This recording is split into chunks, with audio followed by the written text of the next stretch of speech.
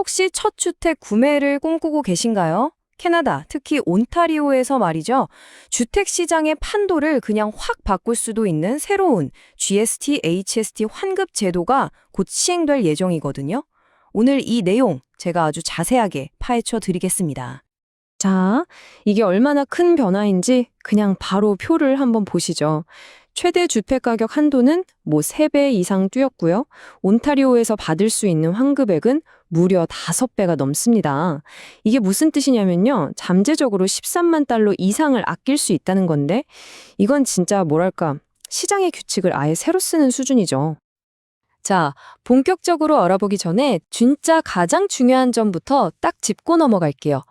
지금 제가 설명드리는 이 모든 내용은요, 아직 제안 단계에 있는 법안이라는 겁니다. 그러니까 최종적으로 법이 통과되기 전까지는 세부 내용이 얼마든지 바뀔 수 있으니까요. 이 점을 꼭꼭 기억하고 들어주세요. 좋습니다. 그럼 이제 가장 중요한 첫 번째 질문으로 넘어가 보죠. 과연 나는 이 엄청난 혜택을 받을 자격이 될까요?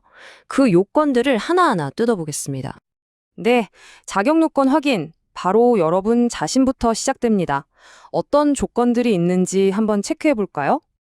우선, 구매자 본인한테는 이런 조건들이 붙습니다. 만 18세 이상이어야 하고요. 캐나다 시민권자나 영주권자여야 해요. 근데 여기서 제일 까다로운 규칙이 바로 이 4년 더하기 올해 규칙입니다. 이게 뭐냐면 지난 4년이랑 올해, 그러니까 거의 5년 가까이 본인이나 배우자 명의로 된 집에서 산 적이 없어야 한다는 거예요. 더 놀라운 건 뭔지 아세요? 이게 뭐 한국에 있는 집이든 전 세계 어디에 있는 집이든 똑같이 적용된다는 겁니다. 아주 중요해요. 자, 이제 나는 통과했다. 그럼 다음은 내가 사려는 바로 그 집이 자격이 되는지 살펴볼 차례입니다. 부동산 조건은 아주 명확합니다. 반드시 새로 지은 집이어야 하고요. 아니면 기존 뼈대만 남기고 거의 새로 짓다시피 한 대규모 리노베이션 주택이어야 합니다. 그리고 당연히 투자용이 아니라 내가 진짜 들어가서 살 집이어야 하죠. 그러니까 이 제도의 목표가 기존 주택 거래를 활성화시키는 게 아니라 새로운 주택 공급 자체를 늘리는 데 있다는 걸 딱 알 수 있는 대목이죠. 자, 이제 여러분이 가장 궁금해하실 부분이죠. 그래서 도대체 얼마를 아낄 수 있다는 걸까요? 바로 그 금액 지금 확인해 보겠습니다. 온타리오에서 최대로 받을 수 있는 환급액이 무려 13만 달러입니다. 이게 무슨 말이냐면 100만 달러짜리 집을 살 때 내야 하는 세금 전부를 그냥 고스란히 돌려받는다는 의미예요. 이건 단순히 돈 좀 아끼는 수준이 아니라 다운 페이먼트에 정말 어마어마한 보탬이 될 수 있는 그런 액수입니다. 이 표를 보시면 아주 흥미로운 지점이 보일 거예요. 100만 달러까지의 주택은요, HST를 사실상 한 푼도 안 내게 되는 겁니다. 바로 여기가 이 제도의 스윗스팟인 거죠. 하지만 100만 달러를 넘어가는 순간부터 환급액이 조금씩 줄어들기 시작하고요. 150만 달러가 되면 이 새로운 환급 혜택은 아예 사라집니다. 네, 바로 이 단계적 축소 규정 때문인데요. 100만 달러를 초과하는 금액부터 150만 달러까지 환급액이 서서히 줄어드는 방식인 거죠. 근데 좋은 소식도 있어요. 150만 달러짜리 주택이라도 이 새로운 혜택은 없지만 원래 있던 기존 환급 혜택은 여전히 받을 수 있다는 점입니다. 자, 이제 이 전체 프로그램에서 거의 가장 중요하고 어떠한 예외도 없는 규칙에 대해서 이야기해 보겠습니다. 바로 계약 날짜입니다. 이건 정말 중요해요. 모든 것을 결정하는 단 하나의 날짜가 있습니다. 바로 2025년 5월 27일. 이 날짜보다 단 하루라도 먼저 계약서에 사인하면 자격 없습니다. 무조건 이 날짜 이후에 서명해야만 혜택을 받을 수 있어요. 이 기준일이 얼마나 칼 같은지를 보여주는 아주 강력한 예시죠. 구매자 A와 B, 입주 시기도 똑같은데 단지 계약서 서명일이 며칠 차이 나는 것만으로 한 명은 13만 달러를 받고 다른 한 명은 한 푼도 못 받게 되는 겁니다. 정말 타이밍이 모든 것을 결정하는 거죠. 그리고 이 부분은 정말 확실히 해둬야 합니다. 기준일 이전에 체결된 계약에 대해서는 그 어떤 예외나 꼼수도 통하지 않습니다. 계약을 수정하거나 다른 사람한테 넘기거나 아니면 아예 새로 쓴다고 해도 소급 적용 절대로 안 됩니다. 자, 그럼 이제 실제 행동으로 옮길 시간입니다.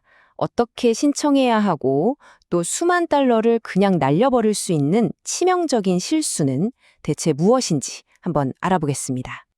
신청 절차는 간단하게 두 단계로 볼 수 있는데요. 근데 여기서 중요한 점은 먼저 돈을 내고 나중에 돌려받는 방식이라는 거예요. 클로징 시점에 일단 HST 전액을 건축업자에게 지불해야 합니다. 그 다음에 법안이 왕실제가, 그러니까 공식적으로 법으로 딱 통과가 되면 국세청에 직접 환급을 신청해서 돌려받게 되는 거죠. 자, 이제부터는 절대 저지르면 안 되는 실수들을 빠르게 짚어볼게요. 첫 번째, 내가 이 집에 실제로 산다는 걸 제대로 증명하지 못하는 겁니다. 국세청은 정말로 여러분이 거기 사는지 확인하고 싶어 하거든요. 그러니까 이사하자마자 운전면허증, 주소부터 바꾸시고요. 모든 공과금 청구서를 본인 이름으로 해두세요. 세금 신고 주소도 물론이고요. 심지어 이사 영수증이나 이사하고 찍은 사진 같은 사소한 것들도 나중에는 아주 중요한 증거가 될 수 있습니다. 두 번째 실수는요, 정말 간단한 건데 의외로 많이들 하는 겁니다. 바로 서류 양식을 잘못 고르는 거죠. 이것 때문에 환급이 몇 달씩이나 늦어질 수 있어요. 이건 아주 간단해요. 빌더한테서 집을 사는 대부분의 분들은 GST 190 양식을 쓰시면 되고요. 땅을 사서 직접 집을 짓는 좀 특수한 경우라면 GST 191 양식을 사용하시면 됩니다. 이거 헷갈리지 마세요. 자, 마지막으로 가장 조심해야 할 실수입니다. 바로 마감일을 놓치는 거예요. 이 마감일은 정말 칼같이 지켜지니까 절대 잊으시면 안 됩니다. 바로 이 숫자, 2년. 이걸 꼭 기억하세요. 클로징한 날로부터 정확히 2년 안에 신청을 마쳐야 합니다.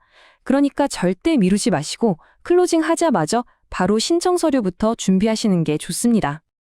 자, 이렇게 엄격한 규정과 수십만 달러가 걸린 상황에서 오늘 내용을 요약하는 마지막 질문을 한번 던져보겠습니다.